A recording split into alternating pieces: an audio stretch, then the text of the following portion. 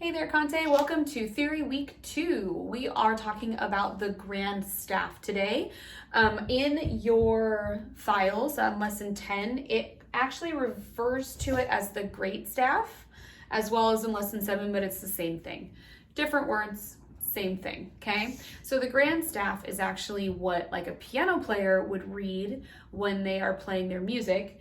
They'll have treble clef on the top, bass clef on the bottom, and it will be connected by this bracket, okay? This means that all the music on the lines, all that's happening at the same time, as long as it's lining up with the notes and with the time signatures and rhythms and everything. So what we are going to be reviewing this week are just all of the notes. So last week we did bass clef. Previously when we were in class and in previous years, you guys did treble clef. So now it's just putting it together at the same time, okay? So just review for bass clef, your line notes are what acronym? Do you remember? Good boys deserve fudge always.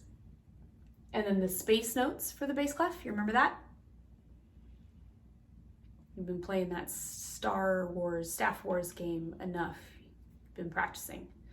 All cows eat grass, okay? Then what about treble clef, the line notes? Every good boy deserves fudge. Every good boy deserves fudge. What about the space notes? Face. F-A-C-E, okay? And what ties the two together is our middle C. This is where you get that very visual representation of why it's called middle C.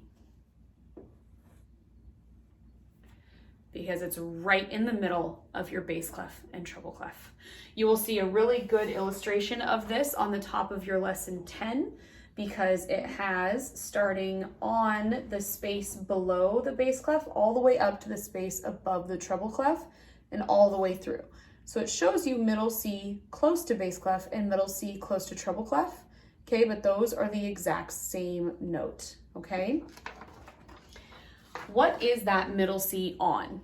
Because it's not on any of the staff lines. If there's any extra lines that the note needs, it's called a ledger line, okay? So you've probably seen a couple of times on Staff Wars down here, and even all the way down to that.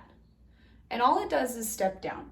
So if this note here is an F, then we go down to E, down to D, which would make that C, okay? Just depends on the lines. So 1, 2, 3, 4. 4 notes below F. That's what that is, okay? Your visual on lesson 10 also gives you just all of the notes. All of the notes written out right there for you. So if you can't remember on your own, you have a guide, a very easy guide to follow. So if I ask you to find C, is there only one C that you can find? No, there's lots of different C's that you can find. So for the first one, we've got, this is a C here, and then that's a C, and that's a C. What if I ask you to find 4 Fs? Can you do it? 1, 2, 3, 4. 4 different Fs along the grand staff, okay? That's how the rest of your lesson 10 will work. When you're working in lesson 9, you're naming notes and then spelling out words with notes, same as an exercise we've done in class before. And then in lesson 7, again, also naming notes and spelling things out with notes. But this is what we are working on, is just taking our information and our knowledge of treble clef and bass clef and putting them together in one visual, in one lesson, okay? What we're going to be doing for the rest of this week is when we check in with Staff Wars is I want you to select the mission with the Grand Staff, not just bass clef and not just treble clef, but the Grand Staff. And let's see if you can catch me.